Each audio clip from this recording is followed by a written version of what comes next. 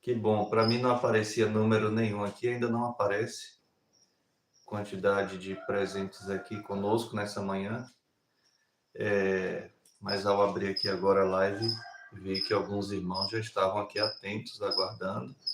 Graças a Deus por isso. Nossa pequena Julie, nossa irmã Lívia também, Gero, Netinho. Louvado seja o nome do Senhor pela vida de vocês, meus irmãos, sempre dispostos e atentos aqui. Também os demais, né? Certamente a Delso aí também, né, Júlio? Pedir a vocês aí, os demais, que mesmo que não deixem o áudio aberto, mas que deixe ligado aqui, tá? O aparelho na nossa live, tentando ajustar aqui. Deixe aberto aqui na live para ajudar nas visualizações. Tá ok, meus irmãos? Vou deitar lá. Deixe aberto nas visualizações para que a gente possa ter mais alcance. Tá joia? Nós bendizemos o nome do Senhor pela vida de todos os nossos irmãos, nossos amigos. É um privilégio estarmos juntos todos os dias. E hoje, dia de preparação para o dia do Senhor, nós temos aqui, teremos aqui agora cedinho, nossa última devocional pessoal dessa semana, que vai ficando para trás. Josinha chegando por aqui também. Creio que daqui a pouco, quando a turma que está em trânsito aí, está em viagem, chegar aí a um local que tenha sinal, vai estar por aqui também com a gente.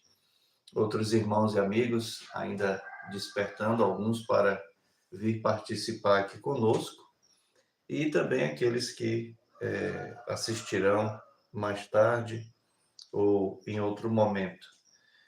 Nós vamos, meus irmãos, concluir essa sessão dos versos 7 ao 12 de Mateus capítulo 7.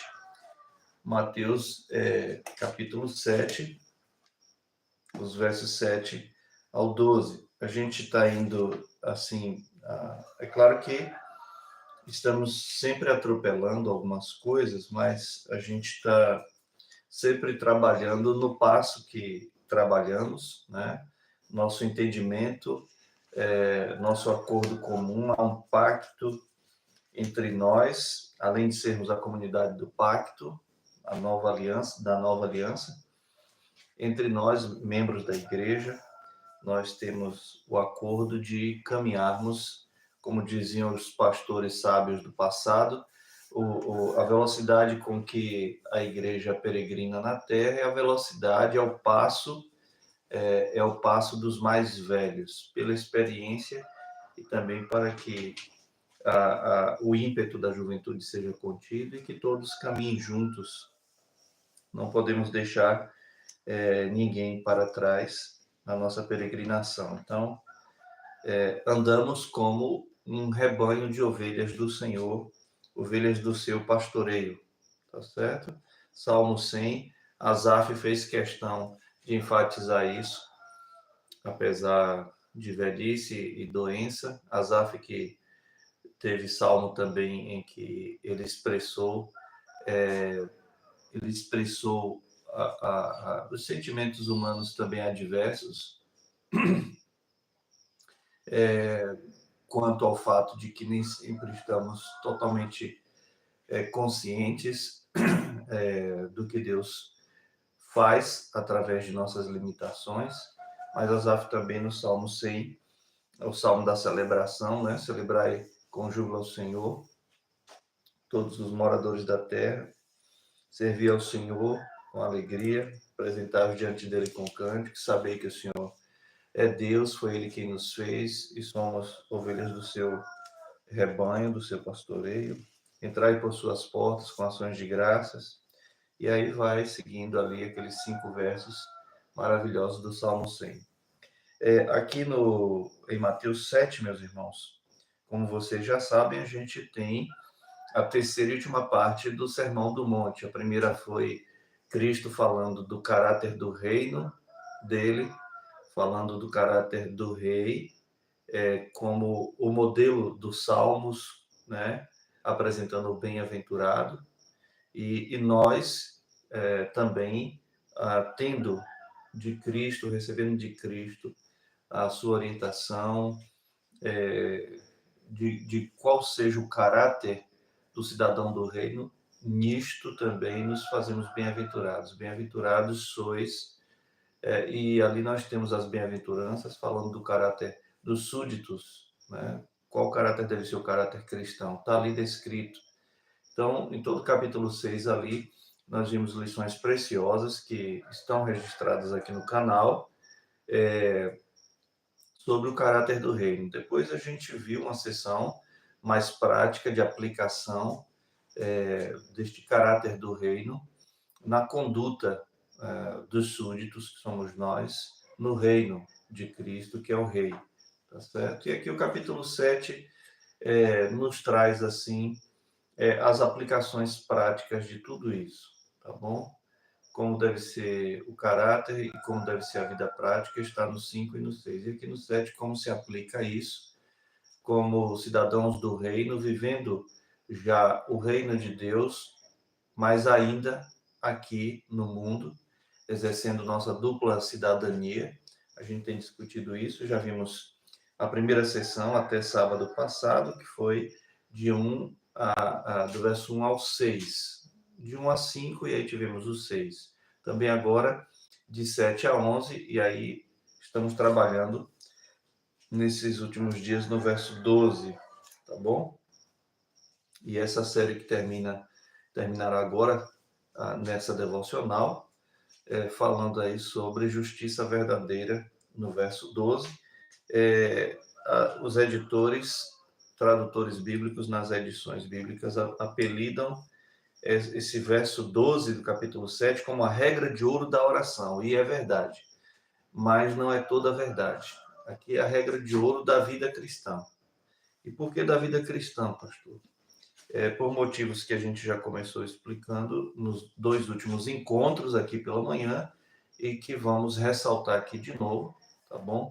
Quando voltarmos a falar da razão do mandamento que está aqui no verso 12. Então, mandamento e a razão do mandamento, isso aqui depõe que, de fato, não pode se deixar de obedecer, tá bom? Cristo, ao mesmo tempo, ele está fazendo não apenas uma reparação do que é a compreensão do povo judeu acerca da aplicação total, a observação total da lei de Deus. Eu tenho brincado aqui com vocês o resumo do resumo, tá? Vejam, os 10 mandamentos já é o resumo da lei moral de Deus. Cristo, ainda por misericórdia, nos concede, com base ainda na lei e nos profetas, Cristo nos dá um resumo dos 10 mandamentos, que já é um resumo das 613 leis, pelo menos assim catalogaram os judeus. E aqui no Sermão do Monte, nós temos a síntese, né? Nós temos a gota mais apurada, numa só dose, de toda a lei de Deus, e nos dado de maneira a aplicarmos de forma prática, tá? Deus é muito bom, meus irmãos, sabendo que não somos capazes, por causa do pecado, em cumprirmos a lei dele, porque basta quebrar um mandamento para que tenhamos todo o código quebrado, toda a lei de Deus quebrada. Então, nós temos aqui Cristo nos ensinando, né? Depois dele ter, mais tarde ele dirá também, né, que nós resumimos a lei para cumpri-la amando a Deus de todas as nossas forças, de todo o nosso entendimento, de todo o nosso coração, e amar a Deus acima de todas as coisas, tá certo? E semelhante a isso, né, amar o próximo como a nós mesmos. Nisso se resume a lei e os profetas. Mas aqui nós temos como podemos aplicar isso. Como podemos aplicar isso, tá bom? Daqui a pouco a gente volta a comentar. Nós vamos ter uma palavra de oração, ok, meus irmãos? Vamos colocar diante de Deus a nossa vida e vamos suplicar a Ele que dirija o nosso coração, nossos pensamentos, nossa mente esteja cativa à palavra de Deus, agora e sempre, e o nosso coração tenha sobre ele, na tábua do nosso coração, registrada a palavra do Senhor, tá bom? Vamos orar? Nós, mais uma vez, damos as boas-vindas a todos os irmãos e amigos. Hoje é sabadão, então é normal que muitos dos nossos irmãos e amigos que sempre estão conosco cheguem aqui um pouquinho mais tarde e depois eles vão assistir de novo do começo. Outros realmente não estarão conosco aqui ao vivo, mas estarão daqui a pouco ao acordar, de modo que a gente vai tocando por aqui com vocês que já estão acompanhando desde o começo e outros que estão chegando aí. Sejam todos muito bem-vindos, meus irmãos. Vamos orar. Pai querido, nós te damos graças nesse finalzinho de madrugada. Queremos louvar o Senhor pela expectativa da chegada daqui a pouquinho do dia de preparação, quando temos a consciência de verificarmos a vida, a família, o lar, os afazeres, os estudos, o trabalho, se não deixamos nada por fazer. E aquilo que não couber neste dia, deixaremos para segunda-feira em diante. Porque o que nos compete nesse dia de preparação é começarmos com mais ênfase, nos concentrar no culto, na adoração com os irmãos, na adoração pessoal logo cedo amanhã, na adoração familiar nos momentos com a família, no jantar, no almoço. Também, ó Deus, fazermos aquilo que não podemos fazer dentro da semana comum, como visitar, como ligar para alguém, como conversar com alguns, como espalhar o evangelho, como ser consolo, ó Deus, para os que sofrem, como ser aquela visita para os que estão encarcerados ou estão hospitalizados, para sermos, ó Deus, o sal da terra e a luz do mundo. O dia do Senhor, ele não exige de nós apenas participação no culto solene público. É claro que esse é um dever fundamental de todos nós, prestarmos culto. Se não cultuamos a Deus, estaremos cultuando outras coisas. Estaremos cultuando o aparelho celular, a TV, a família, cultuando os amigos, cultuando qualquer outra coisa. E aquilo que adoramos, aquilo que cultuamos, é o que nos tornamos. Nós somos a imagem e a semelhança de Deus, nós fomos alcançados pelo preço do sangue de Cristo na cruz, na sua obra expiatória, e nós recebemos o Espírito da vida para que a imagem e a semelhança de Deus que somos e que estava desfigurada, ela possa ser refeita conforme Cristo, para nos parecermos com Cristo. Nós pedimos que o Senhor nos ajude para que amanhã possamos te adorar em todas as coisas, começando pelo fato de que estaremos juntos na pública adoração ao Senhor, no culto público e solene, diante do Deus vivo e diante dos homens também, testemunho a todas as nações de que há Deus e de que há povo de Deus sobre a terra, buscando Ele em todo o tempo.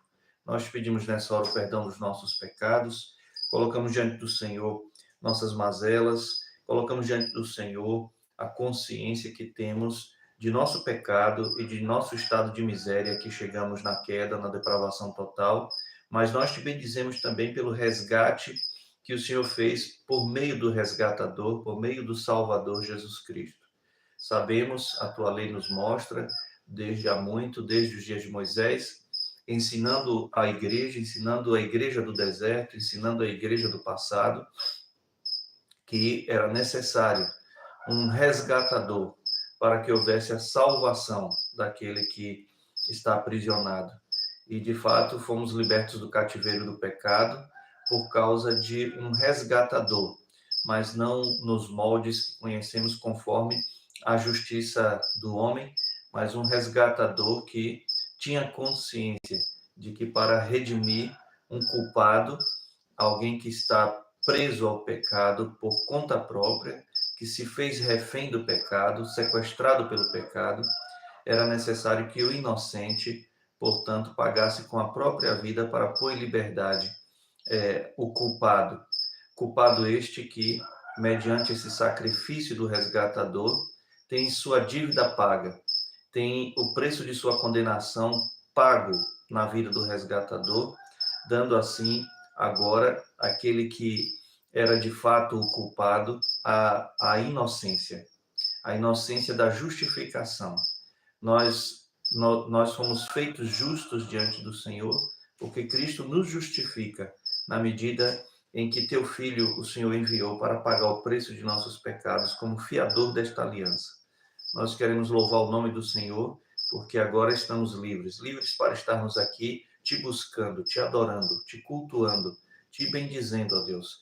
Livres da escravidão do pecado, embora pequemos por nossa própria decisão, por fraqueza de nossa carne, porque quando a carne está forte para pecar, é porque o nosso espírito está fraco, e é por isso que a gente já amanhece e já buscamos o Senhor.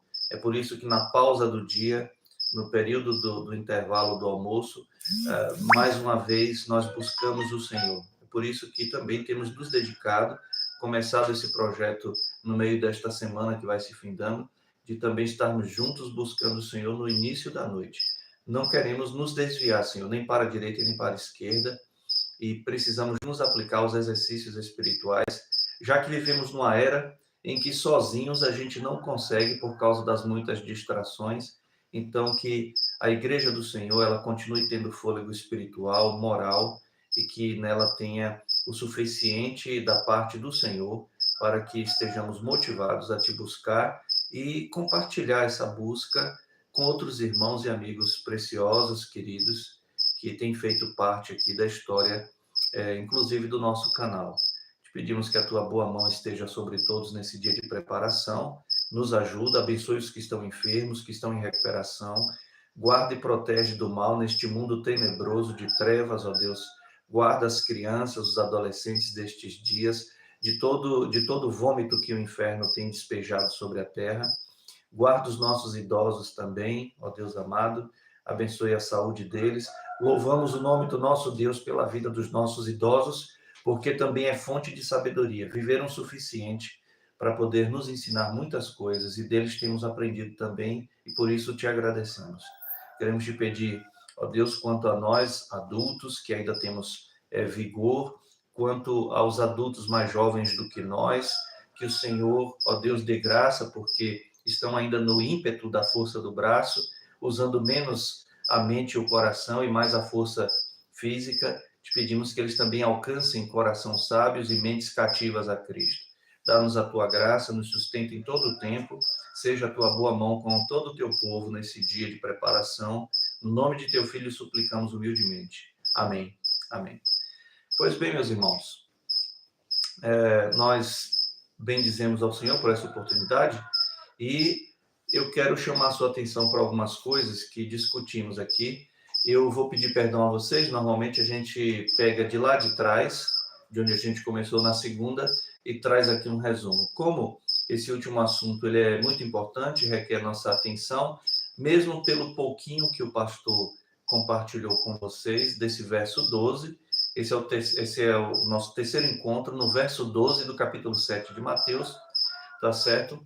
É claro que para chegar a poder ensinar alguma coisa, lá atrás tive que aprender, tive que melhorar esse aprendizado, é sempre assim, é um crescimento. É por isso que você faz parte aqui do canal da gente, que é para você também conosco crescer em graça. Isso não significa que eu parei de aprender não, tá, gente?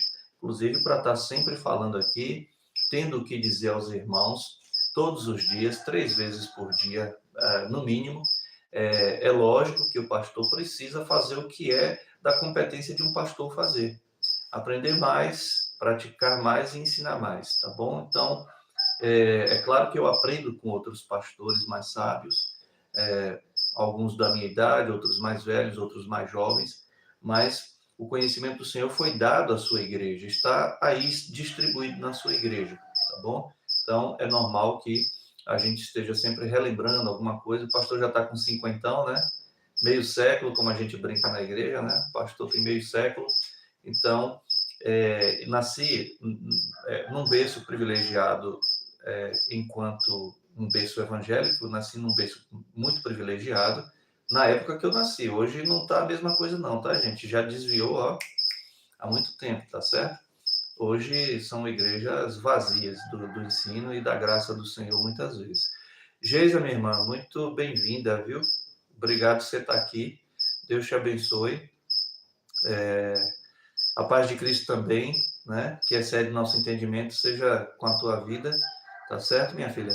E com o seu lar e sua família. Ajuda a gente a crescer o canal aí, Geisa, tá bom?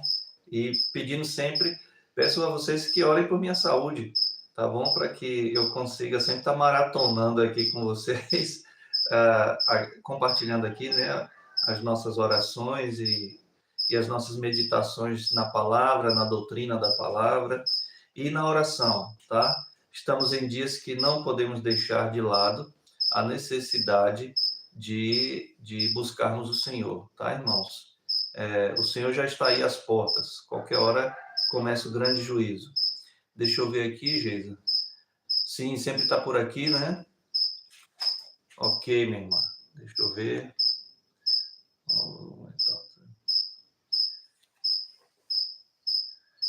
Certo. Ok, minha irmã. Obrigado. Ok. A Geisa, ela compartilha aí algo, tá certo? Sobre uma necessidade específica de alguém. O pessoal está lendo aí também. Deus abençoe a vida destas pessoas que estão nesse momento passando por algum momento de aflição e necessidade. Nós vamos aqui, meus irmãos, então, retomarmos. Nós vimos no verso 12 que Cristo dá um mandamento. Depois dele ter falado aí no capítulo 7 sobre o julgamento, nós vimos, tá bom? Ivone chegando por aqui também, Deus abençoe minha irmã, está em trânsito aí, em viagem, graças a Deus, né? A viagem está correndo tudo bem. Kel também está no mesmo veículo, Deus abençoe a vida de nosso irmão no trabalho aí, Deus guarde a vida de todos.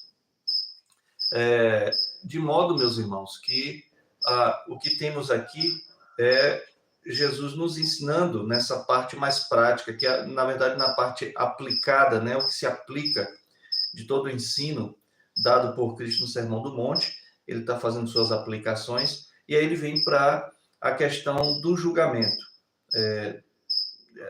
Aqui o título na NVT está equivocado, como eu falei, né? Não julgue os outros, na verdade, nós, de fato, exercemos juízo, tá bom? Julgamos. É inevitável até, tá bom?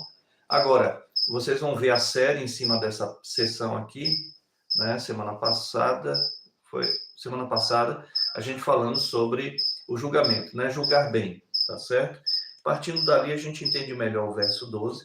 E aí, desse julgar bem, nós caminhamos aí, chegamos ao verso 6, porque a ideia de termos uma clareza do julgamento sobre as coisas, sobre os fatos, sobre as pessoas, é para que também apliquemos isso como grande comissão que sai pelo mundo a pregar o evangelho enviado por Cristo, sabendo discernir as coisas. E aí falamos sobre a necessidade de conhecermos a nós mesmos, tá bom?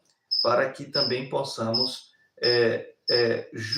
discernir as coisas com clareza, com exatidão.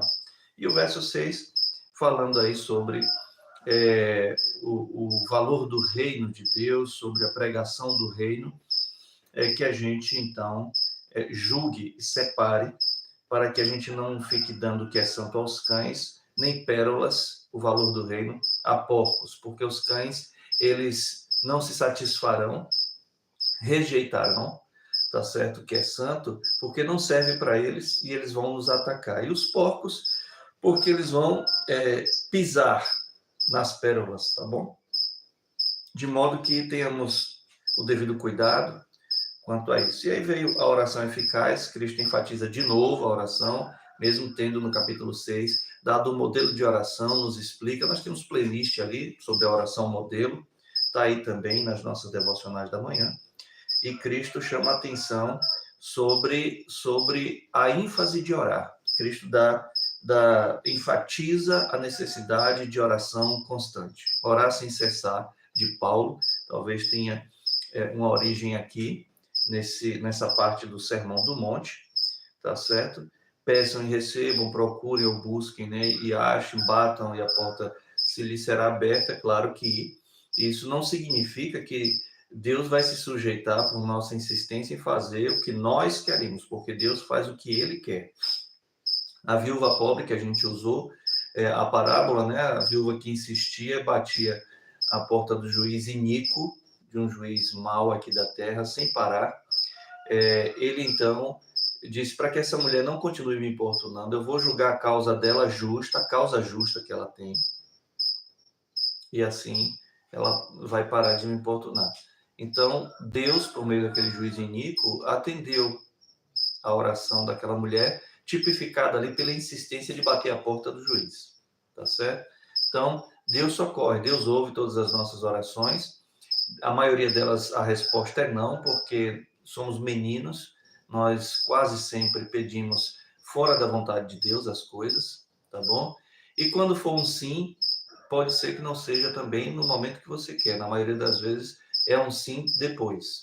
Depois. Calma, depois eu te dou isso. Calma, depois a gente resolve isso. Por enquanto não é o tempo. Então, Deus ouve a seus filhos, aqueles que, já explicamos isso lá no capítulo 6, que são habilitados a chamá-lo de pai. Todo mundo pode chamar um homem de pai. Vai passando um homem lá adiante, você julga que ele tem idade para ser o pai, você pode dar o pai.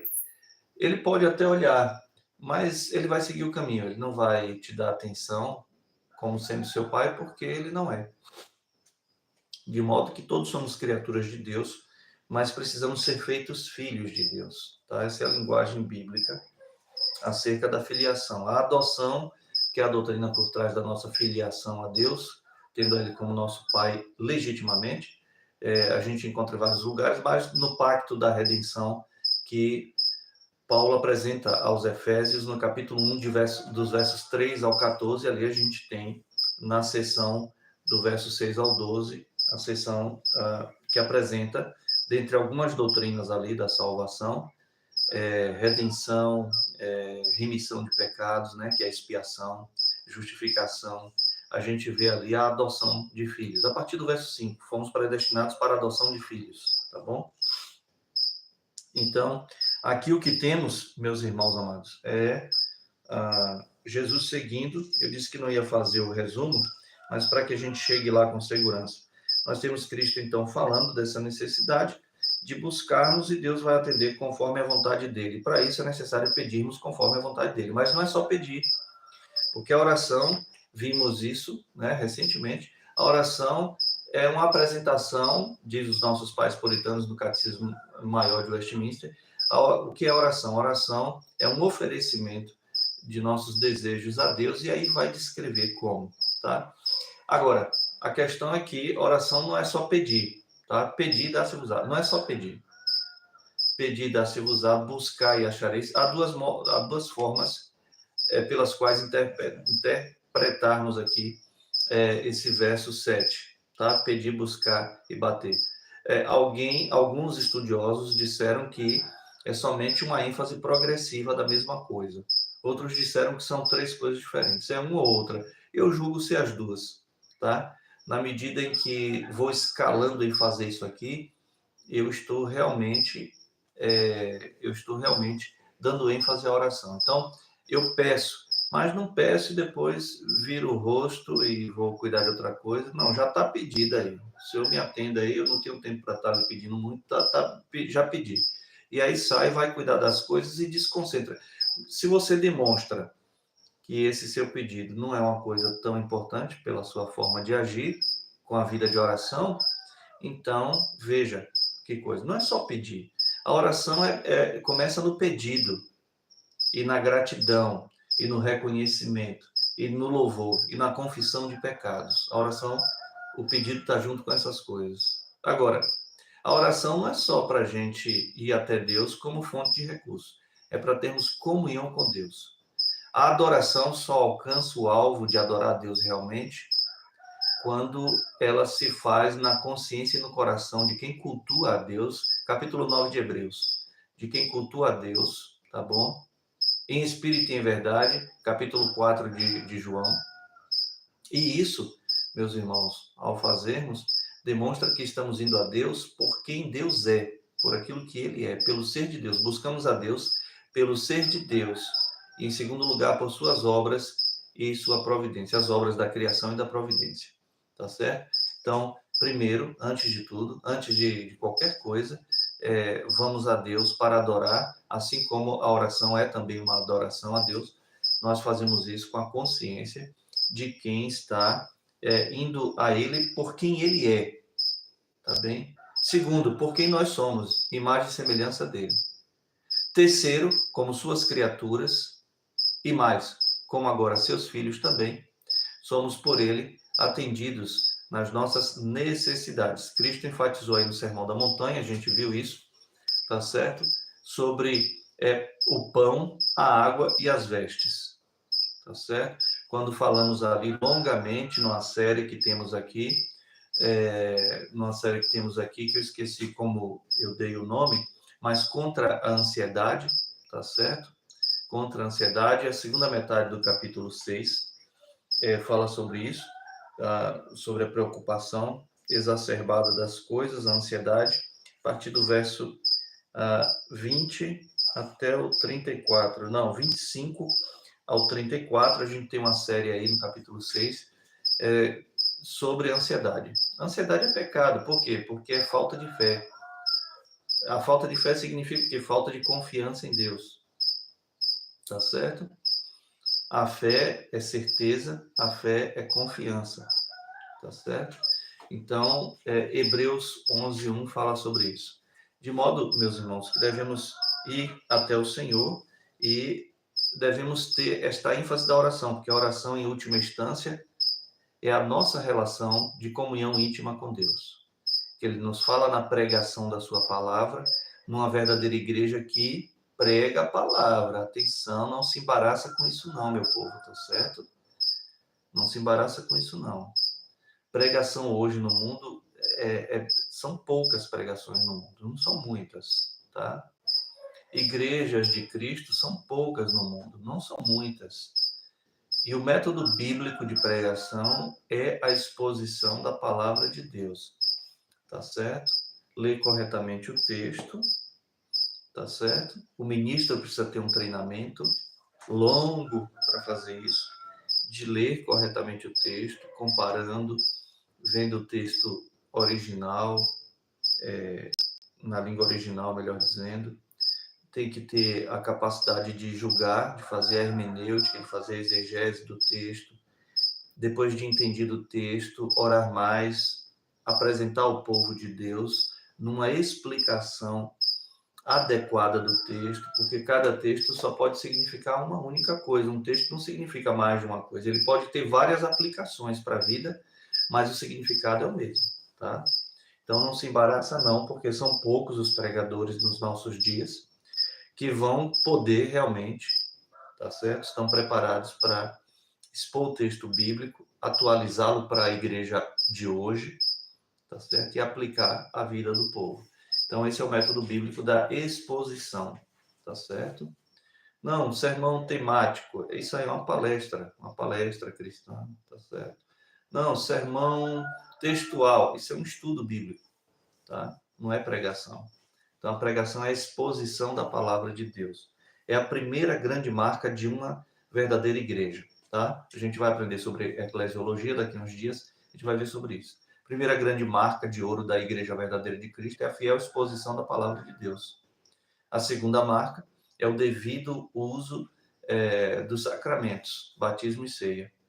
E a terceira marca, mais tarde, no período pós-reforma, no período dos puritanos, se incorporou a terceira grande marca da verdadeira igreja de Cristo, que é a disciplina eclesiástica, lá em Mateus 18, de 15 a 20. Então, o que temos aqui, meus irmãos, é Cristo nos dando este mandamento que abarca tudo que já foi visto aqui no Sermão do Monte, em todas as coisas, façam aos outros o que vocês desejam que eles façam. Em todas as coisas, façam aos outros o que vocês desejam que eles façam. Que maneira mais sensata, mais clara, mais objetiva a gente teria? Isso aqui, meus irmãos, é fantástico, porque isso abre todos os horizontes para a gente, removendo as dificuldades que tínhamos em equacionar na nossa vida. Poxa, como é que eu vou? Eu era contrário à lei, eu era transgressor da lei de Deus, eu quebrei a lei de Deus, eu caí, a depravação total de meus pais, Adão e Eva, eu nasci com ela, em pecado me concebeu minha mãe, de geração em geração, tá? Para a gente não dar a conotação do ato sexual dos nossos pais que eram casados no Senhor. Não diz respeito a isso. Diz respeito ao fato de que o pecado original está em nós. Mas eu não tenho nada a ver com o pecado de Adão, tanto tem que você peca. O pecado original é o dispositivo para os seus demais pecados, é a cobiça de tudo. Então, nós pecamos, quebramos, fomos redimidos, o preço de nossa dívida foi pago em Cristo. Ok, então, como diziam nossos pais puritanos, a lei de Deus que nos condena e nos mata, ela nos manda para Cristo, para em Cristo termos nova vida. E uma vez que o Espírito de Cristo nos alcance na vocação eficaz, nos transforme, e uma vez que nos tornemos não mais escravos do pecado contra a lei de Deus, mas escravos de Cristo, servos da liberdade, para a liberdade Cristo vos libertou, Gálatas 5:1, Cristo agora nos devolve para a lei de Deus, não como inimigos, tá certo? Mas como aqueles que amam a lei de Deus. E aí, Cristo, que já cumpriu todos os artigos, todos os mandamentos em nosso lugar, na sua obediência completa e sacrificial, ele agora nos devolve a lei para que, diante da lei de Deus, observando os mandamentos do Senhor, possamos, na primeira tábua da lei, os mandamentos de 1 a 4, amarmos a Deus sobre todas as coisas, e na segunda tábua da lei, os mandamentos de 6 a 10, amarmos o próximo como a nós mesmos. Agora, quando amamos a Deus, amamos o próximo. João fala isso na primeira cartinha dele. Como é, meus filhinhos, que vocês podem dizer, abrir a boca para dizer, eu te amo, irmão. Eu amo a Deus. Se não pode dizer, eu te amo, irmão. Como é que alguém não consegue amar quem vê, vai amar quem não vê? Não faz sentido isso, gente. Então, é claro que o amor a Deus ele está pressuposto no amor ao próximo, tá? Eu sei que você conhece dezenas de cristãos que não amam e deixam claro isso, ou na atitude, ou porque falam mesmo que não gosta de fulano, não gosta de ciclano, não gosta. Meus irmãos, é necessário uma reparação nisso, tá? É necessária a reparação nisso. Amar não significa ser amiguinho, amar não significa gostar. Gostar é um sentimento. Amar é uma obediência. É uma obediência. Maridos, amai vossas esposas. Ah, mas meu coração, não estou te perguntando nada do teu coração, filho. Eu estou te dando uma ordem, ame sua esposa. Ame sua esposa. E dê sua vida por ela, como Cristo ama a igreja e deu sua vida por ela. Então, amar é uma disposição do coração e da mente, Uma disposição para quê? Para obedecer. Amai já está aí no imperativo, não é um modo imperativo esse? Amem, não deixem de amar. Amai. Isso é imperativo, isso é uma ordem, isso é um mandamento de Deus para as nossas vidas. Então, ame o próximo como a si mesmo, tá certo? É mandamento geral para toda, é a base da ética cristã, meus irmãos, tá? A base da ética, tá bom? O caminho do cristão é o amor, tá certo? Dá uma olhada depois no cursinho aí, Visão de Mundo, que a gente trata um pouquinho disso, tá certo? Então, a lei de Deus também, tem uma playlist sobre a lei de Deus que a gente trata sobre isso. Então, meus irmãos, aqui a regra de ouro para a vida cristã, normal e verdadeira, é essa. E Jesus aqui está fazendo um complemento. Aquilo que Jesus fez no capítulo 5, dizendo assim, ouviram o que foi dito, né? Não adulterarás. Mas sim, eu digo o seguinte, isso está certo que Moisés falou, e eu vou dizer mais, como é que isso se aplica? Toda vez que você olhar para a mulher do próximo com impureza no coração, você já pecou contra o próximo, quebrando o 10º mandamento. Sobre o adulterarás, né? Não adulterarás, o 8º mandamento, você também já quebrou no coração esse mandamento, tá certo? Porque para Deus você se deitou com aquela mulher. Não furtarás, a mesma coisa. Você não foi lá, não tirou nada de ninguém, mas teve inveja. Inveja é furto diante de Deus, tá certo? Fofoca é quebra do 9º mandamento. Não dirás falso testemunho, tá certo? Então veja que o pecado é sutil. A gente olha para os mandamentos do Senhor e só pensa em coisas grandes que os outros lá fazem, eu não. Não, a gente faz, tá certo? Ah, mas eu nunca tirei a vida de nenhum próximo meu, de nenhum semelhante meu. Mas já teve vontade de que ele morresse. Tá certo? Então você quebrou o mandamento. Não tem jeito. Tá certo? Então, somos assim e precisamos nos conter. Eu estou falando disso porque todo o resumo que Cristo está se baseando para dizer isso aqui, no verso 12 do capítulo 7, todo esse resumo gracioso de Deus, da lei de Deus aplicada à nossa vida, meus irmãos, vem do fato de que o que temos diante de nós, é que no passado muito recente, os grandes mestres de Israel, os grandes intérpretes da lei, disseram o seguinte: como é que se resume, né? Houve até um desafio no passado entre os dois maiores mestres da lei, antes de Cristo, uns 20 anos antes de Cristo nascer. Houve uma disputa, né? Vamos ver quem fica em um pé só, e enquanto estivermos em um pé só, a gente resume toda a lei de Deus. E eles estavam pensando nos 613 mandamentos que eles catalogaram no passado. E aí, é claro que naquele momento eles julgaram, daqui que eu falei, pelo menos sequer todos os 10 mandamentos que já reúne a lei de Deus, ainda não será suficiente, eu não vou conseguir cumprir o desafio. Então, um deles ficou num pé só e disse: não faça para o próximo aquilo que você não quer que faça contra você. Pronto. Ele ganhou o debate. Mas isso é a forma negativa, como a gente disse ontem, o não, tá certo?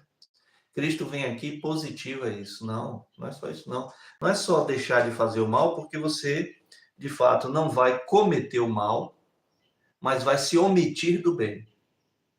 É um cruzar os braços. É mais do que isso, a lei de Deus. E aqui está a diferença, meus irmãos, de Antigo e Novo Testamento, quando a gente pensa na lei de Deus. A lei de Deus, no Antigo Testamento, nos é dada para observarmos o fato da necessidade de que o povo da aliança esteja submisso a Deus. Até que Cristo viesse, tínhamos a lei cerimonial e também vigorava na vida da comunidade do povo de Deus as leis civis, porque Estado e igreja era uma coisa só no Antigo Testamento. Mas aí vem então o Novo Testamento com Cristo e o que acontece é que nós temos no Novo Testamento um olhar mais amplo do Evangelho. O Antigo Testamento já tem o Evangelho, lei e graça. Por que a gente sabe que no Antigo Testamento já tinha lei e graça? Porque Deus dava o seu mandamento e Deus salvava, mesmo dentre todos os homens que pecam, todos pecaram, Deus sempre salvava seu povo. É uma história de salvação aqui temos também no Antigo Testamento, irmãos. Só que a diferença é que aquele povo olhava com fé e esperança no Messias que viria. Nós agora olhamos para aquele que já veio, tá bom? Então, o que separa a gente é só uma questão temporal. Hebreus 12, sobre a carreira cristã, versos de 1 a 3 ali. Aliás, no capítulo 11, já virando para o 12 ali, fala que eles, né, os santos já do passado, sem nós, não estão completos. Então está falando da igreja, que será reunida. Os do passado e os do futuro estarão juntos no presente, com Cristo reinando para sempre. Então, no Antigo Testamento nós temos a lei, e a lei é aplicada de maneira justa. É por isso, meus irmãos, que Moisés teve que se basear, orientado pelo Espírito Santo de Deus, na lei de Talião, por exemplo, olho por olho, dente por dente. Meus irmãos, isso é justo.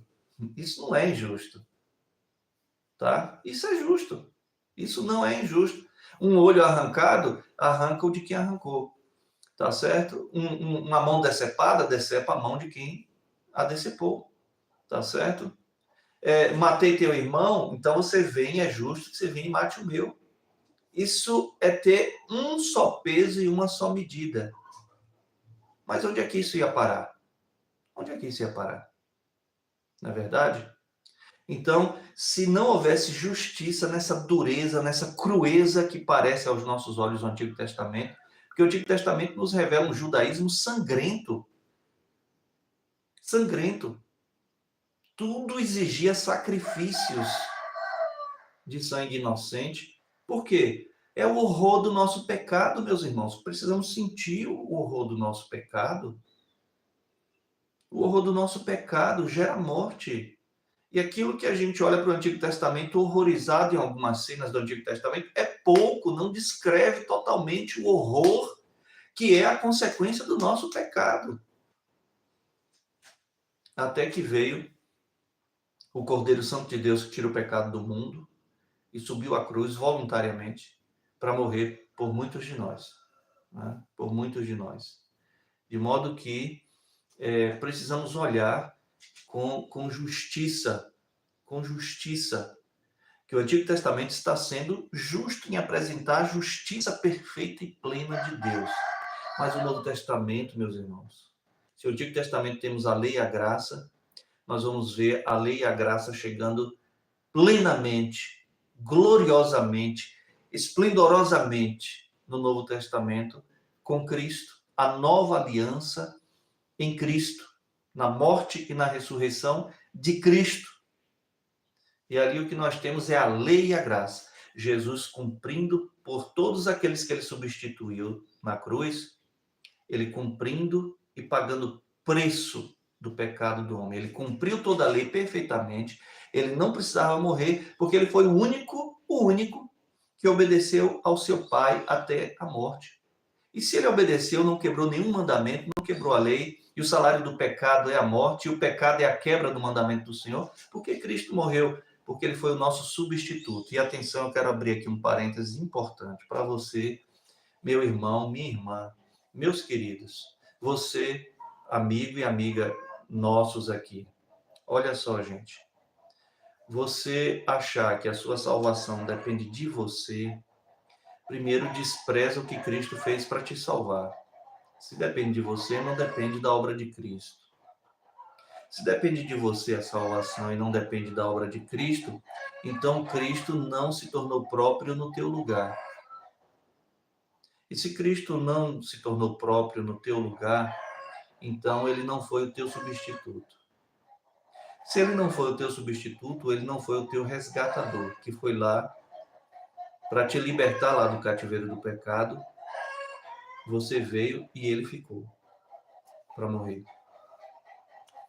Então, em nome de Cristo, eu conclamo a vocês, eu imploro a vocês de todo o coração, por favor, abandonem a ideia do arminianismo. Abandonem, isso é pecado. Isso é pecado, isso é não ter uma visão adequada de um Deus soberano, perfeito, justo, veraz, em todos os seus juízos. Precisamos de Cristo, meus irmãos. Nossa salvação e nossa esperança está em Cristo, na sua morte e na sua ressurreição. A salvação não depende de nós. Deus usa de misericórdia para com quem ele quer ter misericórdia. Está em Romanos, capítulo 5, se eu não estou enganado. Tá certo? Então, eu imploro a vocês, não defenda o arminianismo. Todo homem e toda mulher caída no pecado, todo mundano crê exatamente sobre a salvação, como o arminiano crê, de que a salvação depende dele. Não, pastor, obrigado pelo convite para ir na igreja. Não, irmã, obrigado. Deixa eu ficar mais velho. Você já ouviu essa brincadeira?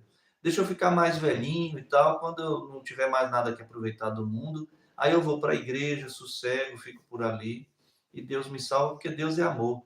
Mas Deus é justiça, filho. Deus, para ser amor, pressupõe que ele é justiça. Para que o amor de Deus, se ele não fosse um Deus justo? Pensa comigo. Pensa comigo. Deus disse, não faça, porque se você fizer, você morre. Você vai e faz. E aí morre espiritualmente. Né? E o que é que acontece a partir, então, dessa morte espiritual?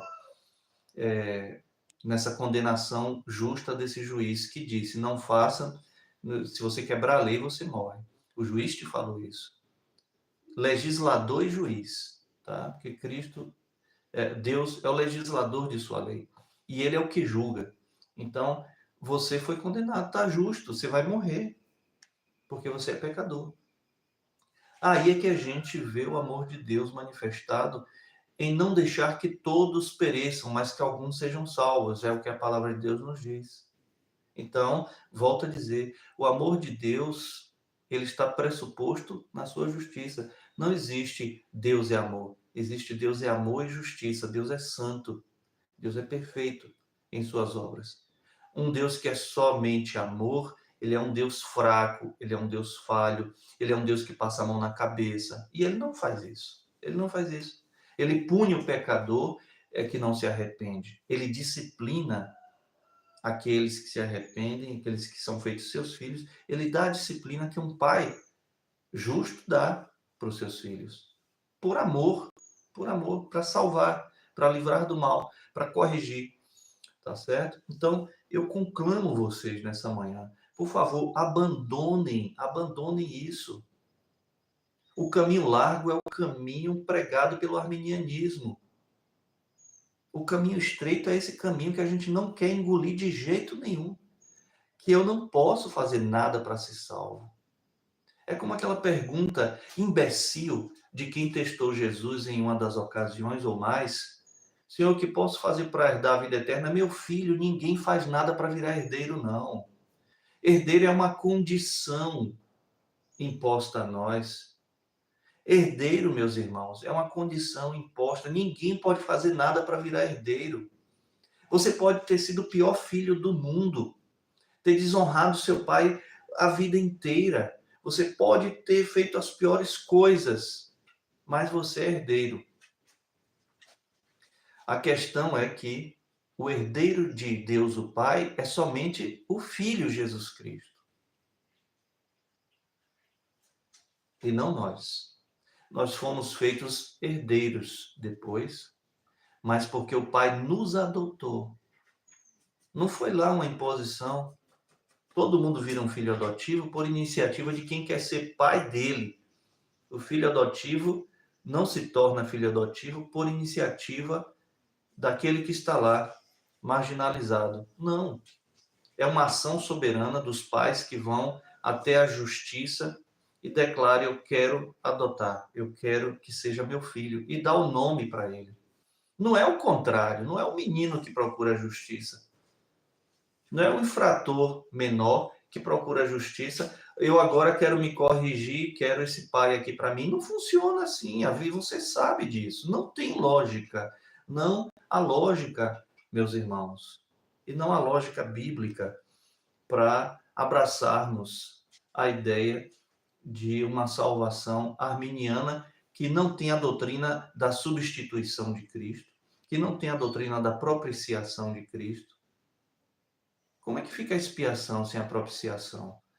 Meus irmãos, voltemos para Cristo, voltemos, meus irmãos, para a palavra de Deus, voltemos sempre para o Senhor. Precisamos, de fato, de uma justiça verdadeira. E todos esses valores do reino que a gente tem observado ao longo destas últimas semanas, tá certo? Desembocam aqui. Aqui é um dos pontos em que importantíssimos, talvez o mais importante, onde desemboca toda a nossa vida cristã. Nossa vida cristã ela poderia ser resumida nessa regra de ouro. Em todas as coisas, façam aos outros o que vocês desejam que eles façam por você. Ou você não deseja que tenha pessoas querendo o seu bem e para isso estejam orando por você, te perguntando como você vai, sendo gentil com você, não se tornando seu inimigo, sendo bons pais para você, sendo bons filhos para você, sendo bons colegas de trabalho para você, sendo bons amigos na escola para você, sendo bons professores de fato, de verdade, sendo bons alunos. Tudo, em todas as coisas, façam aos outros o que vocês desejam que lhes façam. Isso aqui, meus irmãos, é genial, só poderia ter vindo do céu algo assim. Essa é a essência de tudo que ensinam a lei e os profetas. Lei e profetas aqui, meus irmãos, é a palavra de Deus, tá? Como é que eu exerço a justiça verdadeira e como eu julgo para o bem, né? Como é o julgar bem e exerço diante da justiça verdadeira esse bem aqui, meus irmãos. Precisamos de Cristo, como eu já disse, precisamos nos tornar parte do seu corpo, tá? Não caia nessa última armadilha evangélica. Os católicos romanos já praticavam isso, em falar, eu sou católico não praticante, então você não é nada. Hoje nós temos, eu sou evangélico não praticante, então você não é nada. Ser evangélico já não é muita coisa, hoje em dia, tá certo? E ainda não ser praticante, se bem que eu não sei dizer honestamente para vocês o que é o pior, mas é pior não ser praticante porque em algum momento você vai ouvir alguma palavra correta, você vai estar em contato. O fato é que, meu ponto é o seguinte, é que não há pessoa em comunhão com Cristo que não esteja em comunhão plena com uma verdadeira igreja que pertence a Cristo. Porque Cristo, no corpo todo, ele é o cabeça, ele não é o restante. O restante somos nós, a igreja. A expressão de Paulo estar em Cristo significa pertencer à igreja, ao corpo de Cristo. Tá certo? É por isso da necessidade de você ter uma boa e clara compreensão bíblica do que é ser um cristão, do que é ser um servo de Cristo, um discípulo de Cristo, ter uma boa compreensão de igreja, o que é a verdadeira igreja, tá? E aí sim, você, transformado pelo Espírito do Senhor, você vai exercer primeiro a autoridade de julgar todas as coisas com as escrituras nas mãos. Está aí no finalzinho do capítulo 2, verso 15 do capítulo 2 de 1 Coríntios. O homem espiritual é aquele que julga todas as coisas, ao passo de que não pode ser julgado por ninguém. Tá certo? Porque o mundo não tem os valores e os princípios para julgar a prática cristã, porque a prática cristã ela é do alto. Então, é uma outra ética, é um outro parâmetro, tá certo? É um outro patamar da vida. Isso faz da gente melhor do que os outros? Não, de forma alguma, tá? Nós que já fomos tirados da vida mundana para a vida com Cristo, o fato de estarmos aqui, não mais aqui embaixo, tá certo? Não mais aqui embaixo, mais aqui em cima, significa que daqui de cima a gente faz a obra da reconciliação, a gente tenta puxar, resgatar. O trabalho da igreja é pregar o evangelho, é de trazer pessoas a Cristo, tá? Então, nós temos essa autoridade individual, pessoal, e é um dever. Nós fomos criados assim, tá? Mais atrás você vai ver eu falando sobre isso, da nossa estrutura psicossomática que a gente, psíquica, de que a gente já tem a faculdade de julgamento. A gente vai julgar as coisas. Agora, ao mau julgamento e ao bom julgamento das coisas, nós, os cristãos, somos chamados para julgar bem. Por isso, daquela série. E a igreja, por meio de seus ministros, tá? Que tem a competência e a autoridade na igreja dada por Cristo, que é o cabeça dela, o Senhor dela, o rei dela, somente, mais ninguém. Outro seria o anticristo, e Cristo exerce, então, a autoridade por meio dos ministros que têm uma autoridade sobre a igreja. Mas essas duas autoridades, do membro do corpo de Cristo e dos ministros do corpo, são autoridades submetidas a uma. Elas são relativas à autoridade absoluta, que é como Cristo termina. Qual a razão de haver esse mandamento Tudo, pois, quanto vocês querem que os outros façam a você, vá você e faça também aos outros. Esse é o mandamento. E qual é a razão desse mandamento? Porque em tudo isso é o resumo de toda a lei e dos profetas. Ou seja, de toda a escritura que até o momento conhecida era o Antigo Testamento, que já estava pronto e que é conhecido como lei e profetas porque foi escrito por Moisés e por demais profetas depois. Ok? Que Deus nos abençoe, meus irmãos. Já chegamos aqui ao final do nosso horário, uma hora de live. Nós vamos louvar o nome do Senhor, adorar o seu santo nome aqui, nesse instante final, orando a Ele, glorificando o seu nome, para que nós possamos, então, suplicar a graça, a misericórdia, o socorro do Senhor sobre nossas vidas. Alguém escreve aí, Júlio, qualquer um de vocês aí, escreve o número da gente aqui no chat ainda, para não se perder, ou então no vídeo, deixa para o vídeo, tá, gente? Vamos orar, e quando virar um vídeo daqui a alguns minutos, coloca o contato da gente, o WhatsApp da gente nos comentários, para que a Geisa faça contato e a gente possa esclarecer aqui a ela algo, tá certo? Vamos orar. Senhor, nós te damos graças e te bendizemos, louvamos o teu santo nome, adoramos o nome do Senhor por esta manhã, esse início que antecede, na verdade, amanhã, desse dia de preparação, último dia da semana. Queremos louvar o Senhor porque foram muitas lutas, queremos louvar o Senhor porque também foram muitas bênçãos, queremos louvar o Senhor, ó Deus querido, por tudo que passamos durante essa semana até chegarmos aqui a esse ponto.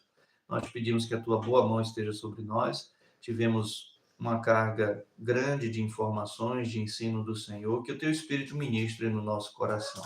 Ele é o mestre da palavra, ele é o mestre da Escritura na nossa vida. Nós queremos te pedir que o Senhor seja consolo para os que sofrem, que o Senhor seja auxílio ao necessitado, que o Senhor, ó Deus, seja proteção para os que estão expostos a perigos nesse momento. Que o Senhor dê graça a todos nós. Fica conosco, nos ajuda. Em nome de Cristo, teu Filho, pedimos. Amém. Deus abençoe, meus irmãos, a cada um de vocês. Deus dê um bom dia de preparação e que amanhã estejamos reunidos em nossas igrejas. O pessoal aqui da região de Várzea do Poço, 9h30, começa o culto solene na Praça da Nação, tá certo? Em frente à Areninha. Deus abençoe a todos.